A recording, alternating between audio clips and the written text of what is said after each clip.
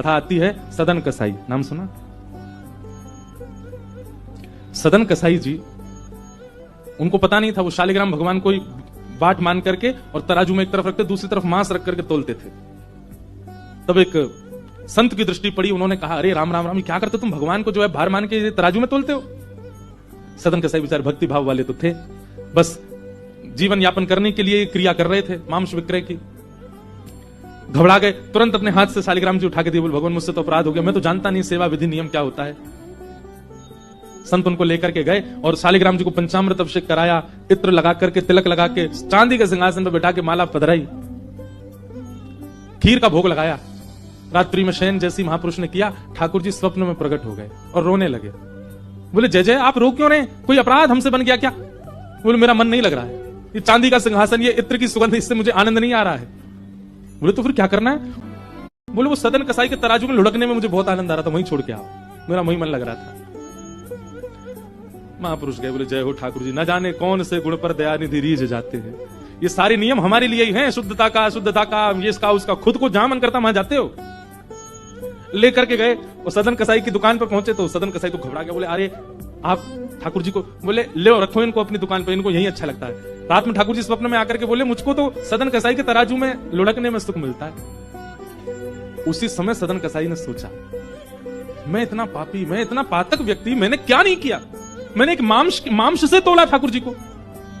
दुनिया अपना जीवन दान कर देते हैं ठाकुर जी को, और मैंने मार मार करके पशुओं को यहां चढ़ाया और उससे तोला ठाकुर जी से, और फिर भी ठाकुर जी ने ऐसी कृपा की मुझ पे कि संत यहां जाके फिर लौट के आ गए मेरे पास। एक बार भी अवगुण जान करके, मेरा दोष जान करके मेरा त्याग नहीं किया ठाकुर जी ने। उसी समय अपने सारे बुरे कर्म त्याग दिए। तो ठाकुर जी जब मेरे लिए चांदी का सिंहासन छोड़ सकते हैं तो मैं मांस विक्रय नहीं छोड़ सकता, छोड़ दिया। और मन बना लिया कि अब मैं ठाकुर जी का धाम में दर्शन करने जाऊंगा। तब जगन्नाथपुरी गए। बहुत सुंदर कथा है सदन कसाई की। तो क्योंकि कसाई थे और प्राचीन भारत में थोड़ा भेदभाव ज्यादा ही था, उनको उस मार्ग तक पे नहीं चलने दिया जा रहा था जिस मार्ग से सारे दर्शनार्थी जा रहे थे। बोले नहीं तुम कसाई हो, तुम दूसरे मार्ग पर चलो, मार्ग अपवित्र हो जाएगा। सदन कसाई ने उसको सहर्ष स्वीकार किया, निश्चित ये सही है, मैं इनके योग्य नहीं हूं कि मैं इस मार्ग पर चलूं, नीचे मार्ग पर चले। एक नगर पड़ा, उस नगर की एक वैश्या सदन कसाई जी को उसने कुछ इशारा किया, तो सदन कसाई ने उसका कोई प्रत्युत्तर नहीं दिया। उस वैश्या ने क्या किया, उसके पति थे उसको मार दिया और बाहर आकर के सदन कसाई से बोली अब तुम मुझसे ब्याह करो। सदन कसाई बोले मतलब? बोले तुमने मुझे इशारा किया था ना कि तुम मेरे साथ रहोगे, पहले पति को मार दो, मैंने मार दिया पति को, अब तुम रहो मेरे साथ। सदन कसाई बोले मैंने तो ऐसी कोई कुछ नहीं किया, सत्य का उपासी हूं, आप चाहे जो करो, अब आपके संग नहीं रहूंगा। उसने नगर में हल्ला किया, राजा को जाकर के शिकायत कर दी। राजा ने सदन कसाई को बंदी बना लिया। ये कब की बात है? जब सदन कसाई धाम की ओर जा रहे। राजा ने कहा आपने ऐसा किया? सदन कसाई बोले मैं कितना भी सत्य बोलूं लेकिन प्रमाण मेरे पास नहीं है, इसलिए बात इन्हीं की मानी जाएगी, मेरी तो माननी नहीं। इसलिए आप एक काम कीजिए, मृत्यु दंड छोड़ के जो दंड देंगे मुझे सब स्वीकार है, क्योंकि एक बार मैं जगन्नाथ जी को देखना चाहता हूं, इसलिए मृत्यु दंड मत दीजिए, बाकी जो दंड देंगे सहर्ष स्वीकार करूंगा।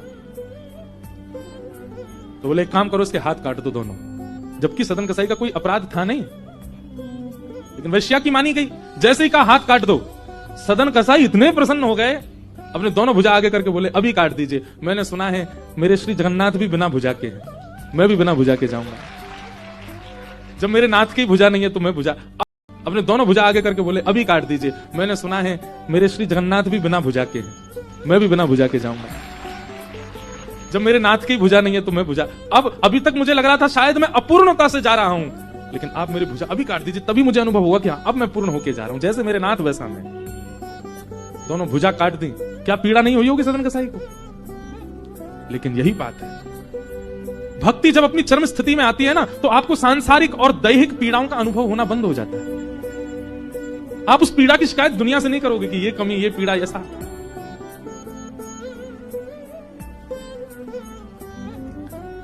सदन कसाई गए, जैसे ही जगन्नाथपुरी पहुंचे, महाप्रभु जगन्नाथ जी अपनी ब्रह्म वेदी पर झूमने लगे और झूमते हुए पुजारियों से बोले मेरा एक परम वैष्णव भक्त आया है, उसको लाने के लिए पालकी भेजो। और पुजारी भी इतनी जल्दीबाजी में पूछा ही नहीं कि उसका रूप हुलिया कैसा है, ये तो बताओ। पालकी लेके दौड़े, हजारों दर्शनार्थी आ रहे जगन्नाथपुरी। कोई उनका परम वैष्णव भक्त आया है, कृपा करके वो पालकी में बैठ जाए। अब ये बात कही तो महाराज पालकी में बैठने वालों की भीड़ लग गई वहां पे। सब अपने गिनाने लगे, बोले हम 2 लाख नाम जप रोज करते हैं, हमसे बड़ा वैष्णव कोई नहीं होगा। कोई कहने लगा हमने इतनी साधना करी है, इतना व्रत किया है, इतना नियम किया है। सब अपने क्रम गिनाने लगे। दूर खड़े सदन कसाई बोले, मैं तो महापातक हूं, मेरे लिए थोड़ी पालकी आएगी, मैं कोई श्रेष्ठ थोड़े हूं। भीड़ इतनी लगी, पुजारी दोबारा दौड़ के गए मंदिर में, बोले भगवान वहां तो लाखों की भीड़ लगी पालकी में, अब आदमी पैदल जा ही नहीं रहे, तो कह रहे हम पालकी में ही जाएंगे, आप बताइए तो कौन सा है वैष्णव। तब जगन्नाथ जी बोले, वो मेरे जैसा ही होगा, उसके हाथ नहीं होंगे, मेरे जैसी भुजा होंगी उसकी, रक्त प्रवाहित हो रहा होगा, दूर खड़ा होगा अपने आप को पातक मान के, वही है। पुजारी जन जैसे ही दौड़ करके, वहां लाखों की भीड़ खड़ी, दूर खड़े हैं बिना भुजा के सदन कसाई। पुजारी